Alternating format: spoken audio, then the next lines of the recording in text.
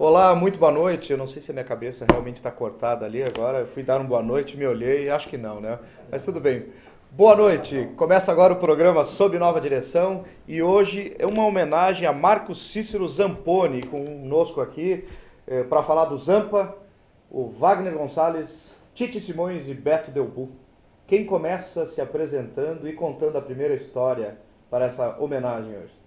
O Wagner não podia ser o Wagner Gonçalves, que é o... Por ordem de... Se maioridade tem algum valor aqui, né? Então vamos começar com 21, depois pro 20 e pro 19.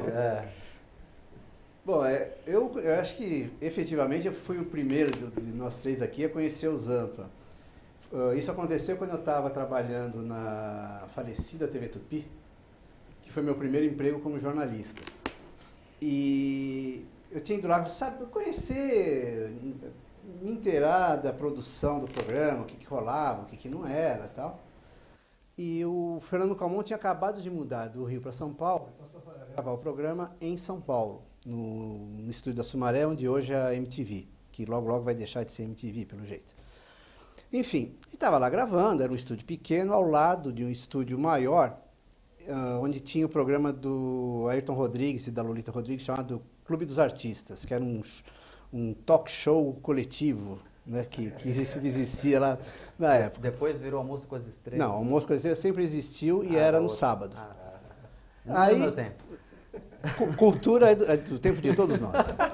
Aí rolou que o Lito, que trabalhava com o Fernando Calmon na época, já era amigo do Zampa e convidou o Zampa para conhecer o Fernando, para ver se rolava alguma coisa para o ano seguinte. O ano estava começando até, na realidade. Bom, tudo bem. E o Lito falava do Zampa. Eu mal conhecia o Fernando, conhecia menos o Lito e nunca tinha visto o Zampa. Né? Só sabia da existência dele por alguma coisa que saía no Autosport ainda, que não era tão regular naquela época. E vai que vai. E de repente aparece a figura momesca do Zampa pré-operação. Né? O Zampa sempre foi grandão e tal. E ele aparece no maior estilo celebridade, né? Todo recém-chegado de Londres e tal, e com uma bota prateada, que já era uma coisa meio diferente, né? Aí passa, de repente, uma bailarina do Clube dos Artistas, no melhor estilo Rita Cadillac, e com uma bota prateada. Aí o Lito vira, aí Zampa, tá vendo? A bota igual a tua, não sei o que lá, né? Só que era uma bailarina, com corpo de bailarina. E o Zampa com corpo de Zampa. Aí, eu, na maior inocência de foca, mas eu virei e falei, mas a dele deve ter um salto de concreto, né? Porque para aguentar esse peso aí... Aí já virou brincadeira. Não que imediatamente. Houve um delay assim generalizado, né? Até que a figura lá se acalmasse um pouco, né? E foi assim que eu conheci o Zampa, tal. Aí depois ele voltou para a Europa, continuou trabalhando lá, tal. A gente se cruzou em Autosport, cruzou na TV Tupi também, em Racing, em várias situações, né?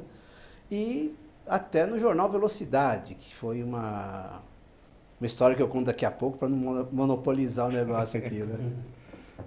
Bom, o Zampa, a figura do Zampa, eu nunca tinha visto, né? Mas como leitor de revista especializada, desde os 10 anos de idade, eu aprendi a ver o nome, a ler o nome dos jornalistas e começar a fazer uma associação entre quem era quem. E ele já escrevia Auto Esportes e assinava Marcos Zamponi, e os textos dele já tinham uma característica de ser um texto que eu falava, pô, esse texto é mais gostoso de ler do que os outros. Eu ainda não era jornalista, não sabia, ainda não tinha feito jornalismo, mas eu já sabia que era um texto que era mais agradável de ler, porque tinha um pouco de historinha no meio, sabe? Esse é meu foco, eu Tite fui Simões. Olha aí. O Wagner foi meu primeiro chefe. Então, Que beleza. Então eu fui adquirindo esse hábito de ler o nome, os créditos e associar. E ele passou a ser, então, assim, para nós, né, aí quando eu ingressei no jornalismo, ele passou a ser uma figura que falou assim, pô, quando eu crescer eu quero ser igual ao Zampa, né? Não crescer no sentido literal da palavra. No sentido horizontal. No sentido Zampesco. horizontal e vertical.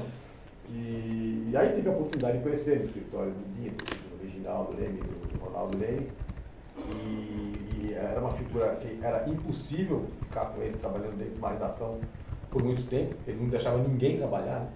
Assim, quem convivia com ele bastante com ele dentro de redação dizia que era uma coisa impossível. Não, era uma piada atrás da outra, uma sacanagem atrás da outra e não acabava. Assim, só para você ter uma ideia, a gente tinha um office boy que devia pesar uns 35 quilos, ele era muito magro. Isso depois do almoço. O Peninha, né? O Peninha era muito magro, né? E o Zampa já pesava mais de 120 quilos, né? Ele tinha mais de 1,90 m, então ele era grandão. E ele passava pelo office boy assim, jogava o office boy no sofá, pulava em cima dele e falava, vem meu Fred Mercury. E não largava do cara. Aí toda vez que o Zampa chegava, o office boy corria do outro lado. Pô, e era uma figura assim, ele ali de escrever bem, era super respeitado, era muito divertido, mas era muito difícil ficar muito tempo perto dele, né? Porque era um pouco over, né?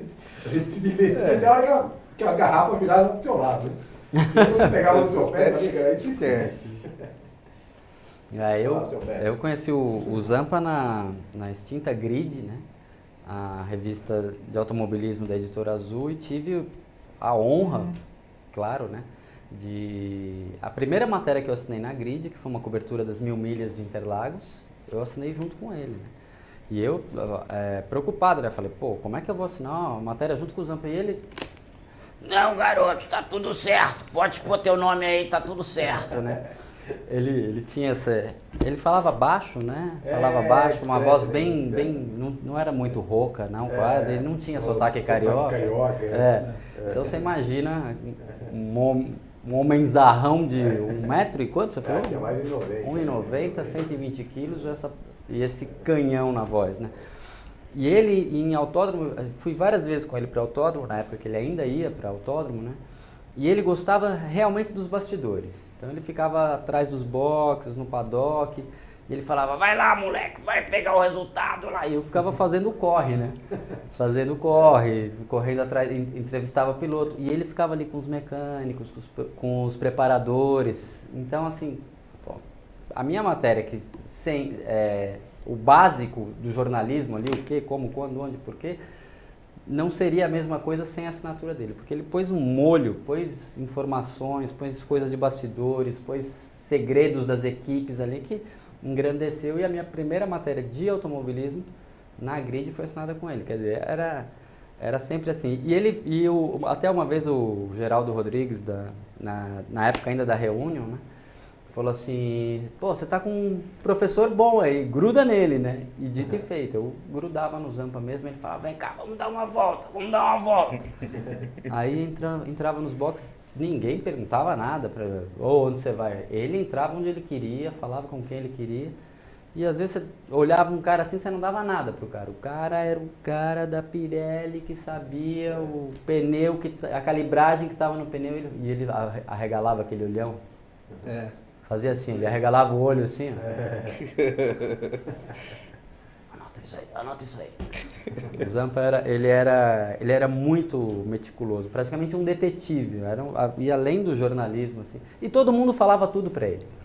Isso que era engraçado, ele sempre tinha uma carta na manga, uma informação a mais, e era sempre sarrista, lógico, né? E o pessoal gostava de, entre um treino e outro, mesmo depois dos treinos, de fazer aquelas tradicionais rodinhas ali, aí juntava Paulão, o Bel Camilo, os Giafone todos, o Zampa, era palhaçada. A gente se reunia para ouvir a história dele. Para ouvir a história dele, Você falou em primeira matéria, na época que eu trabalhava na TV Tupi, a TV Tupi tinha grandes assim, características, e a principal delas era pagar muito atrasado, quando pagava. Isso sempre. E para conseguir capitalizar aquele dinheiro lá, eu estava na época fazendo artes plásticas na FAAP, e depois que eu fui no segundo ano que eu trabalhava na Tupi, que eu passei a estudar jornalismo. E para conseguir fazer alguma grana com o dinheiro que não vinha, eu peguei o crédito do salário atrasado da Tupi e investi fazendo um jornal na gráfica dos Diários Associados, na 7 de abril, que chamava Velocidade. Aí o Zampa já estava morando no Brasil nessa época.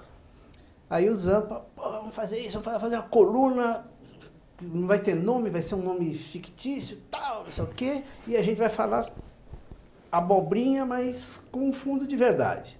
Qual era o nome fictício que ele escolheu? Eu nem lembro que nome que era, tal. Aliás, se alguém tiver alguma cópia do Jornal Velocidade, assim, guardado no lugar, me arruma, faz uma cópia e me manda, porque eu perdi tudo isso daí quando fui para a Europa. E começou essa história lá com a coluna, né? A gente fez, eu acho que 4 ou 6 edições de Velocidade. Era um quinzenal um tabloide de 4 páginas, que é o que dava para fazer. Mas era um negócio gostoso, porque deu para criar essa coluna, escrever história de sacanagem que rolava nos boxes, aquela coisa toda, né? E nessa coluna teve o embrião de uma briga que ficou mais ou menos famosa, que foi com o Zampa, eu e o Átila Cipos, que é a história do Ar João. Ah, João. Que o Átila, verdade seja dita, um tremendo braço, acelerava, andava bem em qualquer coisa que ele sentasse. O Emerson, quando voltou a correr no Brasil, depois da novela do Copersucar e tal, e por várias situações, foi correr de Fiat Turbo. Pô, tomou um pau do Átila que até hoje não se sabe, não sabe o rumo da história, né? Mas pegou. E aí teve essa briga com o Átila, né? Porque o Átila era metido na pista era realmente indiscutível, mas fora da pista sempre contava vantagem, né? Então, várias histórias, sabe? Que vale até um programa, viu, Sérgio? A história do Átila aqui, que correu na Argentina, que correu não sei aonde e tal, não sei o que lá. Tremendo cara. A gente, hoje, sempre fomos grandes amigos e hoje a gente está até mais próximo em função acho que da idade, a gente vai ficando mais maleável, né? Mas o Átila tinha essa história de achar tudo que era o melhor de tudo, não sei o que lá, né? Aí eu trabalhava já no Estadão, na época dessa briga, e o Zampa estava no Autosport, se não me engano. Aí resolvemos que o nome do Átila não ia sair. E o nome do Átila é Átila Johannes Cipos. Ou Átila João Cipos, uma coisa assim. Que o Johannes, eu não sei, alguém da turma do Fukuda, que chamava ele de Johannes, acho que era o Carreta e tal. Aí nós passamos a colocar que era o Coelho com o A João. Nossa. Ficou uma pistola. Não, ele escreveu para a diretoria do Estadão, escreveu para uma parte de lugar, mas durante um bom tempo, quem corria com o Coelho era o A João. Não, e o Zampa era assim, ele não tinha papa na língua, né? Então ele falava, e isso até era uma coisa legal, porque quando ele metia o pau no piloto, o piloto não ia reclamar com ele. Falava, não, tá certo, é isso mesmo. Quando ele elogiava também, ele era super respeitado. Gostava de pôr apelido em todo mundo, e agora, né, quando a gente fez aquela história lá no Facebook, todo mundo falou, ele me chamava de alemão, ele me chamava disso, ele me chamava daquilo. Eu falei, eu fiquei frustrado, ele me chamava pelo meu nome só. Você foi inventando. Eu queria um apelido. O meu foi um apelido do meu apelido. De Bigola virou Biga. E lá na redação da Racing, quando eu já estava, depois de 2004 eu voltei a editar a Racing, e eu ia de carona para a redação. Então chegava muito cedo mesmo. Não porque eu quisesse, mas é porque para aproveitar a carona. E ele ligava lá, 9 horas da manhã, eu já estava lá. Ô Magrelo, rato branco, filha da mãe! Não era da mãe que ele falava. Mas é que o programa tem horário, né? Eu gosto de você que você chega cedo nessa porcaria. Como é que está, Abel? Continua com aquelas pernas roliças? Porque ele ia na redação da Racing e tem aquele mezanino. E Abel passava ali e ele ficava ali. Olha lá, chefe passando. E Abel adorava. Abel achava muito engraçado isso. Histórias do Zampa a gente tem assim, né? Tem as publicáveis e as não publicáveis. Publicáveis eu são tive a poucas. sorte, tive a sorte ou o azar, não sei, né? De ir de São Paulo até Porto Alegre de carro com ele, né? Então Porto Alegre ficou muito mais longe do que com qualquer outro veículo, né? Porque o cara não para de falar e contando história a viagem inteira.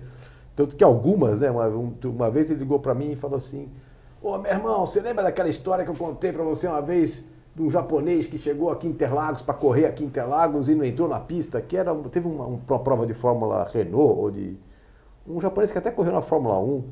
Eu não lembro os detalhes, mas assim, um japonês que ele não conseguiu entrar, não chegou no autódromo, ficou perambulando por São Paulo. Né? Aí acharam ele em algum lugar, levaram ele para a pista, né? Provavelmente assim, no Ceasa. Eu falei assim, falei, lembro, Zampa, lembro. Pô, escreve essa matéria aí pra mim, pra coluna da Racing, porque eu tô atrasado, não consigo escrever essa porra, cara, não lembro de nada. Você lembra de tudo? Eu lembro. Eu escrevi com a assinatura dele. E aí nasceu mais uma história do Zampa com um final diferente, né? Ah, bom. Porque as histórias dele eram todas... E a assinatura dele, você falou de assinatura, tem uma história engraçada. Na Racing, isso era uma sacanagem, porque ele estava lá em todas as edições, fazia coluna em todas as edições, mas ele tinha que ir lá mensalmente para assinar o CDA, né, a Seção de Direitos Autorais. E o financeiro, não, mas ele tem que assinar, Ô, Rato Branco, faz uma assinatura para mim aí. Rato Branco. E aí eu fiz. Fiquei lá, passei uma meia hora lá treinando uma assinatura do Zampa. E aí todo mês eu pegava e falava, o Zampa mandou a CDA pelo correio. Mandou pelo correio nada, era eu que fazia ali na redação. O financeiro da Motorpress está sabendo disso agora, né? E aí para ele não precisar ir até lá, que ele já estava morando na represa, não gostava mais de dirigir tanto. Essa viagem para Porto Alegre, né, quando nós chegamos lá, e ele adorava colocar a gente em situações constrangedoras, né? Não, o prato preferido dele era esse. E eu era sempre o pato da vez, né? Porque chegamos no restaurante, na churrascaria gaúcha, né? Um restaurante no meio, uma churrascaria daqueles de beira de estrada em Porto Alegre, que só tem caminhoneiro pequeno, né? Capaz. E o garçom fica aquele avental cheio de sangue, né? Assim, com as facas tudo espetadas na cintura. Não que seja torcedor do Inter. Não. O sangue, às vezes, até da carne, né? Aí ele chega assim, Às vezes. aí, meu irmão, pergunta pra esse garçom se aqui ele serve a sambiquira, né? E eu não fazia a menor ideia do que vem a ser a sambiquira, né? Não fazia mais... O apresentador gaúcho sabe. Aí eu cheguei pro garçom, assim, um garçom também outro enorme, né? Limpo, né? Assim, suava mais que tampa de marmita também, né? Aí eu cheguei pra ele e falei assim, escuta, assim, com aquela cara de paulista, né? Assim, você serve a sambiquira aqui, né? Mas tu veio lá de São Paulo pra vir me zoar comigo aqui? Aí eu olho pro lado, o Zampa rindo, de se acabar, né? Porra, meu irmão, como é que você pede pra comer o cu do cara?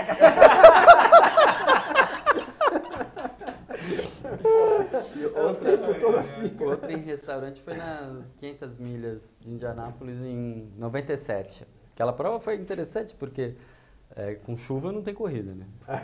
Aí choveu no sábado, adiou para o domingo, choveu no domingo, adiou para segunda. E a gente foi ficando, a GM tinha levado a gente foi ficando. Mas aí um dia no jantar lá, a gente foi, aquela mesa gigante, jornalista, o Zampa contando as histórias todas, e tinha um garçom, um moreninho que era bem... Delicado. Sincero. Sem medo de ser feliz. Sem medo de ser feliz. E aí, o Zampa sacou no ato, né? E já chamou o garçom e falou assim, aquele cara ali gostou de você. Era o Cláudio do Globo, também moreninho, muito educado, super... Ele não era tão sarrista, né? E o garçom acreditou. Meu amigo, o garçom rodeou o Cláudio a noite inteira, enchia o copo dele toda hora, passava perto, levou a maior sobremesa e a gente rolando de rir.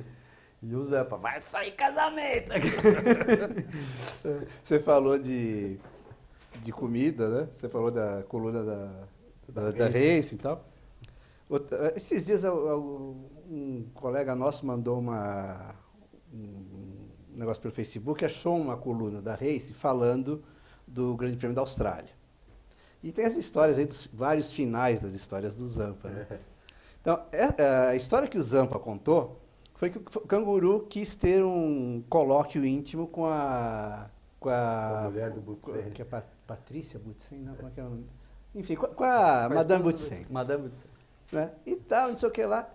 E houve realmente a visita ao parque para ver os coalinhas, os bichinhos, etc. e tal, né? Só que o Canguru não atacou a mulher do Butsen.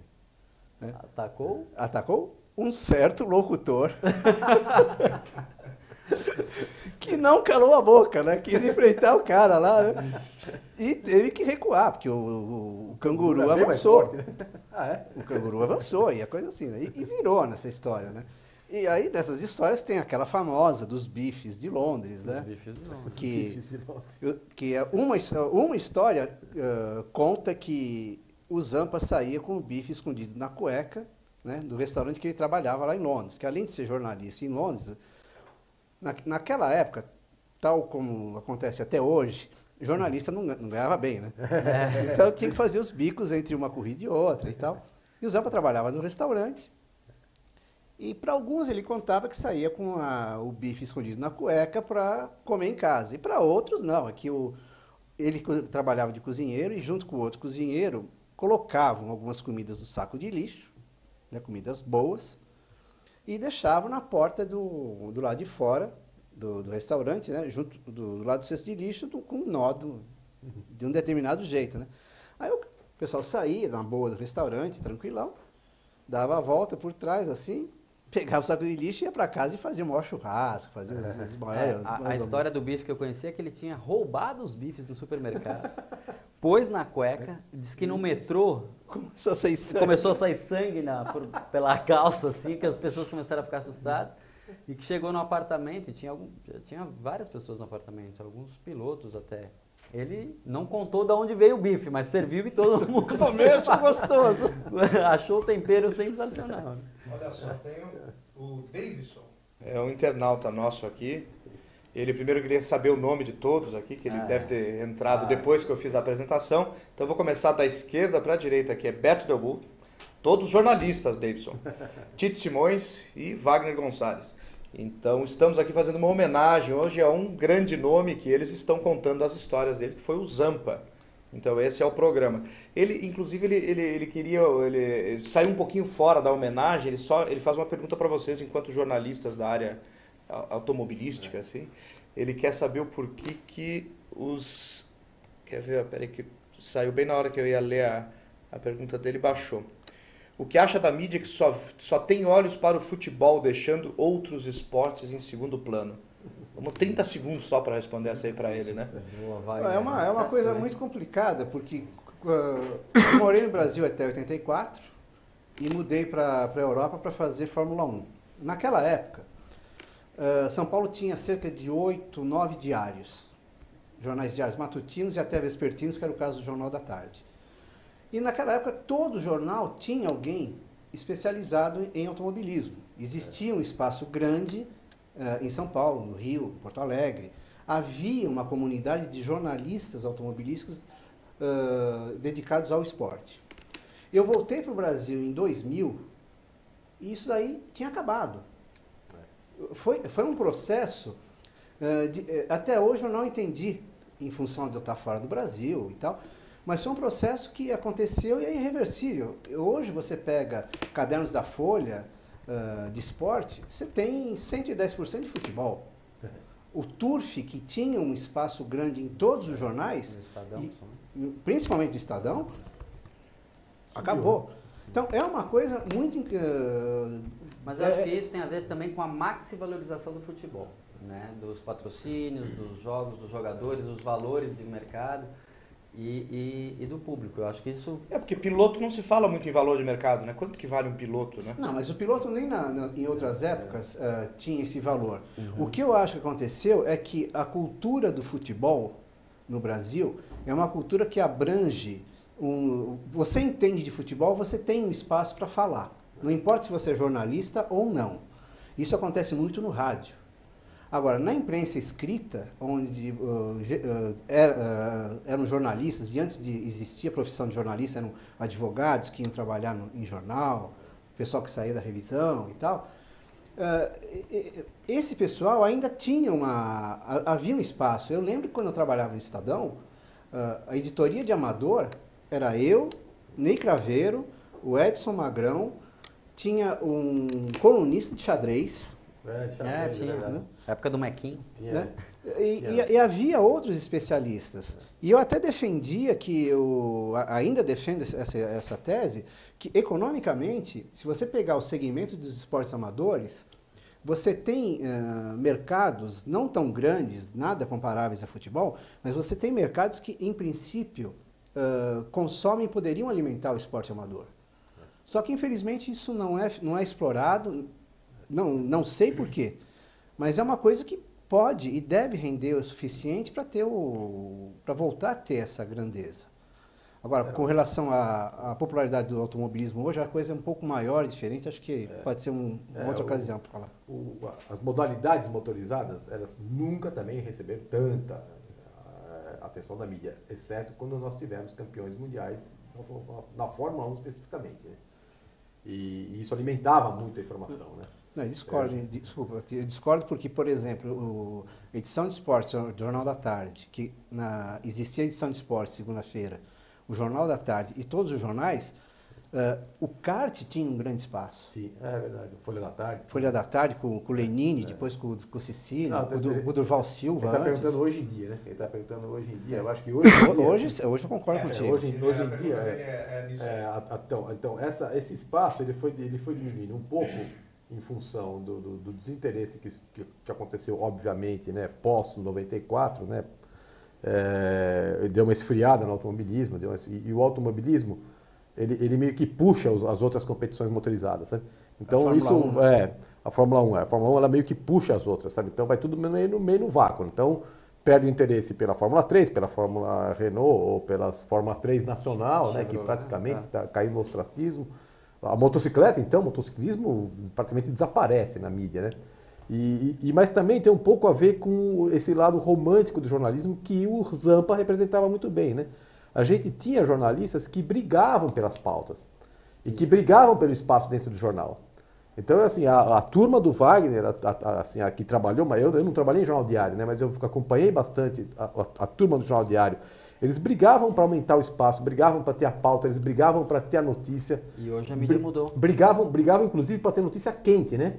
E hoje não, hoje o jornalista meio que fica esperando o release chegar na mesa, sabe? Não, mas não é só isso, só que a mídia mudou também. Hoje em dia, tanto TV, quanto jornais, quanto revistas, mas essa notícia aqui tem alguma parceria comercial? Isso aqui traz algum dinheiro? Se você pegar no final de semana, sábado e domingo, tem muita corrida passando. Inclusive na TV a cabo. Exatamente, tem muita corrida. TV a cabo, TV aberta, dependendo do calendário, você vai ver no mesmo dia NASCAR, você vai ver Fórmula Truck, você vai ver quase inteira, né? Mercedes Challenge, Le Mans, vai ver Fórmula 1, vai ver Stock, só que tudo isso por arranjos comerciais. A televisão sempre foi mais ou menos dessa linha. Vocês colocaram da briga de pauta, de briga de espaço. O segundo grande prêmio que eu fiz na Argentina, eu tirei 2 dias de folga. E eu peguei um trem em Buenos Aires e fui conhecer a oficina do Oreste Berta, que acabou rendendo uma matéria enorme, porque valeu o papo, contou a história do motor que ele fez V8, que o Bernie queria comprar, e o Bernie depois veio desmentir, etc. e tal. Naquela época você tinha isso. Hoje você não tem esse espaço no jornal. E, infelizmente, uma coisa que é notória é que a juventude que chega no jornalismo, eles querem saber de Fórmula 1. Ninguém acompanha o automobilismo regional. E eu virei jornalista porque nunca tive dinheiro para ser piloto, nunca tive um pé forte o suficiente para ganhar corrida. Alcançava o pedal? Alcançava. Inclusive, eu tenho uma almofadinha que é feita de uma senhora. Mas isso daí tudo bem. Se o Zampa tivesse aqui. E nessas, o que aconteceu é que a gente ia. O Tite uma vez me deu carona de moto para descobrir uma oficina de um cara que preparava motonáutica. Tinha motonáutica no jornal, não lembra? Aqui. A gente via lá, conhecia as pessoas. Agora, você lembrou de uma coisa interessante, os jornalistas eles também faziam um pouco meio que a carreira de piloto, né? Ia cobrir kart primeiro, né? Não, vai cobrir kart primeiro para ver se o testasse o cara é bom. Exatamente. Depois joga ele numa Fórmula Nacional, mas o sonho era cobrir Fórmula 1, né? A minha viagem foi um pouco diferente porque eu fui logo de cara, já conheci os caras fera, né? Então, a primeira prova de Fórmula 1 que eu fui credenciado foi porque eu tinha amigo na imprensa, né? Porque eu trabalhava. Então, eu cheguei a ter um pouco de sorte. O credenciamento era mais tranquilo. Nossa, não. Uma outra coisa também que é importante frisar, né? É que a mídia, como o Beto disse, a mídia mudou muito. Então, hoje a gente tem uma competição muito grande com internet e com TV a cabo. Então, você tem realmente o futebol, ele tem um espaço maior na mídia aberta? Lógico que tem, né? Mas se a gente realmente for contar tudo que sai em sites, em TV a cabo e na mídia segmentada, o esporte motorizado ainda tem uma cobertura muito grande. Ainda tem muito grande. Tem que ir buscar a informação. Né? Aliás, www. Por favor. Autoentusiastas, blogspot.com.br e carz.com.br. Olha aí, ó. Terça e sexta tem coluna minha no Autoentusiasta Blogspot e carz.com.br. Depois você me passa pelo Face ali que eu vou postar Legal. no nosso site também. A gente faz um GC agora aqui. Isso. Agora, Não é pelos 20 centavos. Né? Agora, meio que fazendo um pacote de presente no que a gente está falando, eu acho que o afastamento do Zampa no automobilismo teve a ver com a mudança de esporte. Eu acho que nos últimos tempos, o automobilismo brasileiro não tinha espaço para um caráter que nem ele. Exatamente. Para um cara profissional. Romântico. Romântico, um cara inteligente, sabe? Que não existe mais essa coisa de... esse amalgamento entre piloto e jornalista como tinha antigamente. Como tinha. É um negócio meio chato E até. Hoje em dia, cada piloto tem um assessor, né? Então, Ou dois. Ou dois. E o Zampa, Isso, quando era assessor de imprensa, ele era completamente ao contrário de tudo que a gente conhece. Porque ele era capaz de dar uma informação completamente maluca, né, para você. Quando a gente às vezes ligava para pegar a informação do piloto que ele assessorava, ele inventava histórias completamente fora do planeta.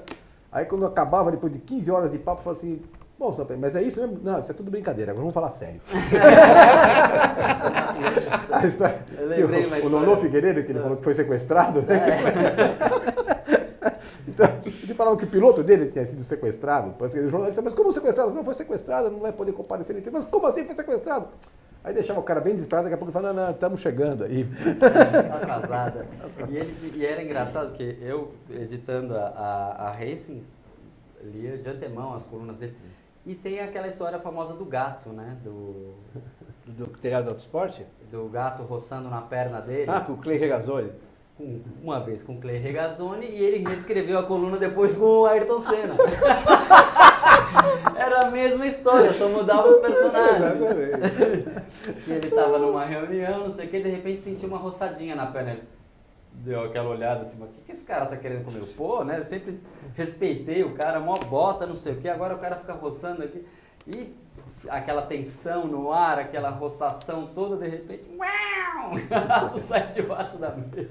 Aí é interessante que o Zampa conviveu na Fórmula 1 na época que tinha Clay Regazzoni, Niki Lauda, James Hunt, tinha Colin Chapman respeitava. Villeneuve.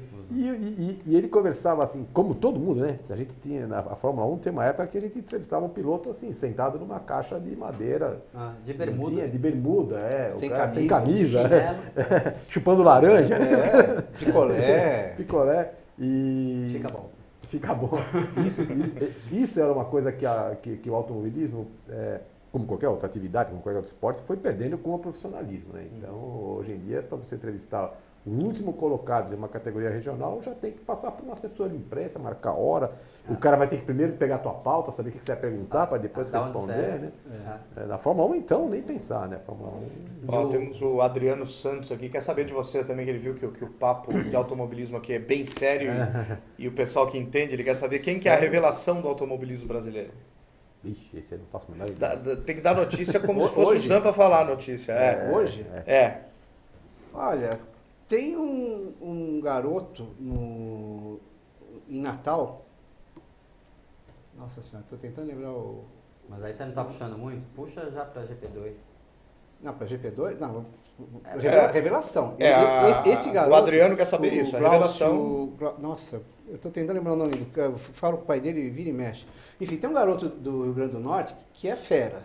Ele tem um estilo de pilotagem assim que é tipo Vitor Uchoa. O pai dele que chama Glaucio Show, Vitor Uchoa. O garoto deve estar com 9 anos agora, tem um estilo assim, Alan Prost, limpo, rápido.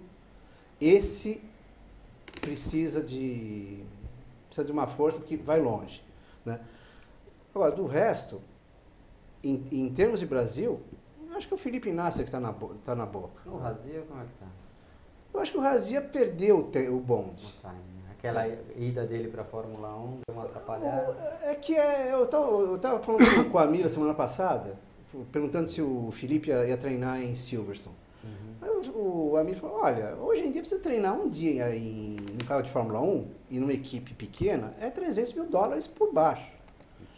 E você não vai ter condição. Você pega, por exemplo, até a minha última coluna que está no Auto Entusiastas e lá no Carzê, está em cima desse treino da semana passada. Você pega as equipes grandes, a Sauber até a Force India, os pilotos deram em média 70 voltas. Você pega Caterham, Marussia, cada piloto dá 30 voltas se tanto. E você pagar $300 mil por 30 voltas, cara, é muita bala. E você vai andar num carro que é uma cadeira elétrica, que não vai te dar nenhum A refresco. própria Fórmula 1 mudou. Ah, sim. Não, mudou tudo. Virou uma Como o Tite coisa- falou, o profissionalismo mudou demais. tudo. Eu lembro quando quando eu mudei para a Europa, até um ano antes de eu mudar para a Europa, mais ou menos, eu cruzei o canal indo da Inglaterra para fazer uma corrida em Zandvoort com o Louis Schaffer. Tava a equipe da Lotus dentro de um barco do que faz a travessia do Canal da Mancha. Eu vi os caras de uniforme, fui lá conversar com os caras. Foi super legal que acabei virando amigo do Bob Dance, do Clive, do Tony, que era aquele americano, era um americano maluquésimo, assim, estilo do Zampa. O cara era comissário de bordo da American Airlines e fazia a escala de voo dele, ele era de rota internacional, e ele fazia a escala de voo dele para Acompanhar o bater calendário. com o grande prêmio da vez. E ele era o cara que cuidava de pneu, junto com o Clive na Lotus. O cara hoje tem o apartamento dele em Nova York é um kitnet assim de 3x4 pés, né? Porque é minúsculo, né? Não chega nem 2 metros de altura, largura e comprimento. E para não pagar imposto, ele transformou o apartamento num museu.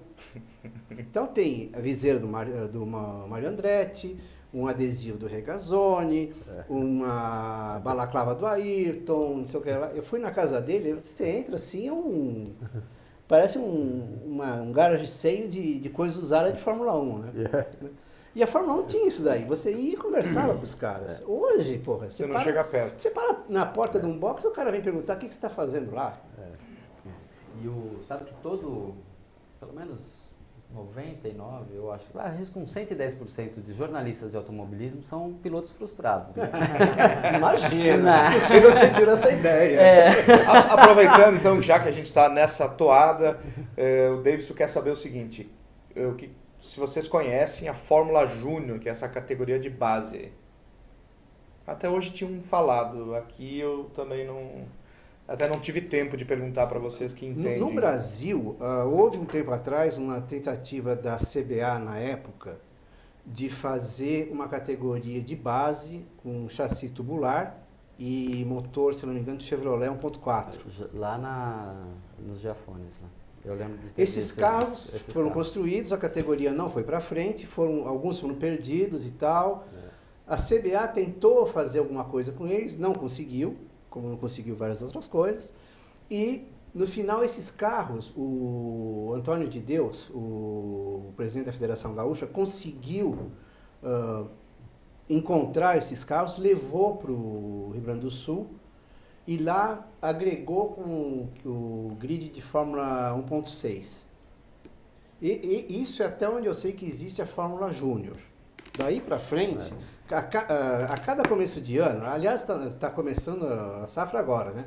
O que vai surgir de categoria para o ano que vem agora vai ser um absurdo. Tem essa Volkswagen, essa Fórmula Volkswagen, com a Fórmula V. Fórmula V que com pneu radial. que até está dando certo. Tá dando Os caras, certo. Tem grid com 30, 40, 35 carros. Já tem 50 carros construídos, mais ou menos. Quem coordena isso é o Roberto Zulino, que não revela nenhum talento, porque é tudo coroa correndo. Não, já tem gente vindo do cara tem garoto a novo, ponto né, de lá. quererem O Greco já andou lá. cogitar e fazer uma ganhou categoria o meu primo light foi andar lá. e sênior. Ah, é? Tá. Só que aí entrou a CBA E para correr nessa categoria, você tem que fazer uma escola de pilotagem, que vai elevar o custo para fazer isso daí, e que os caras já estão chiando. Sempre. Temos 5 minutos apenas, já fomos avisados aqui, então nós temos 1 minuto para cada um contar mais uma historinha do Zampa, né? Para finalizar essa homenagem hoje Pô, aqui. eu tenho uma história curiosa com ele, que foi, assim, na minha época de jornalista especializado de moto, eu fazia umas trambiqueiras, umas pequenas trambicagens. Imagina. Que era pegar a moto de teste, que eu estava fazendo um teste, depenava ela e ia correr Interlagos. Né? Agora que a Honda e a Yamaha e o Zampa era assessor de imprensa da Yamaha. Uhum. Então eu pegava as RD 350, que eram máquinas já quase prontas para corrida. E engraçado que meus testes eu sempre era de fim de semana, né? Por coincidência. Eu pegava a moto na sexta-feira, corria para Interlagos, depenava ela, corria, na segunda-feira montava, devolvia para a fábrica, né? E eu achei a vida inteira que ninguém nunca percebeu isso. Passei minha vida inteira achando que ninguém sabia disso. Até o dia que você não pediu a moto e falaram, você não vai correr esse final de semana? Coisa de 5 anos atrás, conversando com um funcionário da Honda, ele falou assim, não, a gente sabia o tempo todo. Eu falei assim, mas como assim sabia? Não falava nada? Uma vez eu liguei para o Zampa e falei assim, Zampa, você sabe que tem um jornalista que está correndo com a sua moto? Aí eu falei, eu sei sim. E o que vamos fazer? Vamos rezar para esse filho da puta não morrer. Contada essa história, essa camisa aqui vai valer muito dinheiro a partir de amanhã. eBay, né? E ele falava, e eu também, lógico, como todo jornalista queria acelerar e tudo, e conseguir criar na Racing uma sessão que era teste de carro de corrida. Então eu sempre ligava para os pilotos, você não quer emprestar o carro, a gente faz um teste, sai uma matéria grande, 4 páginas. E tive a oportunidade de andar de um monte de coisa. Até que teve uma categoria, que foi a DTM Pickup, que me chamou para correr o campeonato todo. Né? Eu falei, pô, sensacional. E o Zampa, ô Magrelo, sai dessa enquanto é tempo. Sai dessa, corrida é para louco e rico. Você não é nem uma coisa nem outra. Você tem que pagar o leitinho das crianças. E eu falei, Zampa, vou estrear esse final de semana, vai lá. E, putz, a categoria começou mal, os motores não estavam certos, não sei o quê. Um bateu, o outro quebrou, não sei o quê, e o Zampa chegou no fim da corrida. E no fim da corrida, entre mortos e feridos, eu ganhei. Praticamente um WO, mas eu ganhei a corrida. A minha corrida de estreia na categoria, né? Porque eu acho que como eu não acelerava muito, o motor aguentou, né? E eu saí do carro, contente com a vitória, via quadriculada, o Zampa ficou perplexo, ele falou, como assim? Ele ficou tão emocionado, ele falava, Magrelo, eu sei que você ganhou, mas não se empolga, não se empolga. E o filho da mãe escreveu uma coluna em minha homenagem, falando da minha vitória, dos jornalistas que querem ser pilotos, que não conseguem, que eu fui lá, ganhei a corrida. Mal sabia ele. Quer dizer, agora ele está só ganhando. Mas enfim, eu tive uma coluna homenageada. E agora o seu minuto final, então. O negócio que é muito legal do Zampa, que ele fazia muitos amigos e acabou fazendo amigos com pessoas assim de um caráter um tanto maleável. Né? E entre essas pessoas estão 2 cidadãos que fizeram escola no automobilismo mundial.